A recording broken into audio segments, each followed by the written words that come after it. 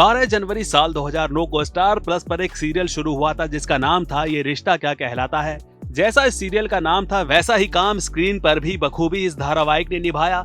हिना खान और करण मेहरा के साथ इस डेली सोप की शुरुआत हुई थी। इन दोनों के किरदार अक्षरा और नैतिक ने दर्शकों से ऐसा रिश्ता बनाया जो आज भी कायम है। इस सीरियल को लोगों ने बेतहाशा प्यार दिया। अगर हिना खान के सक्सेस का ग्राफ उठाकर देखा जाए तो उसमें ये रिश्ता क्या कहलाता है सीरियल का अपना एक अलग ही रोल रहा है। भले ही इस धारावाहिक के मुख्य किरदार बदलते रहे हों, लेकिन आज भी लोगों का प्यार इस सीरियल के लिए उतना ही बना हुआ है। एक बार फिर से ये रिश्ता क्या कहलाता है में 20 साल का लीप आया है। अगर आप भी इस शो के व्यूअर्स रहे हैं तो आप ये जानते ही होंगे कि इससे पहले भी ऐसे लीप इस डेली सोप में आते रहे हैं।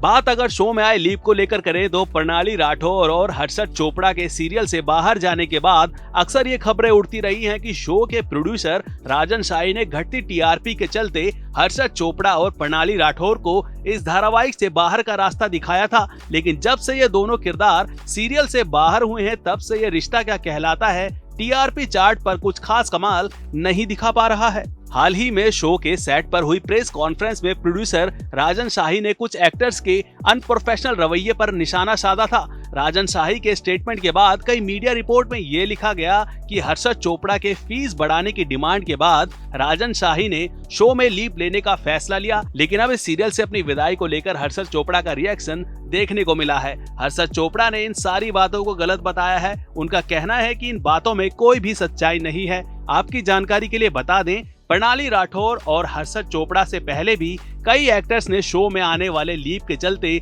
ये रिश्ता क्या कहलाता है को अलविदा कहा है।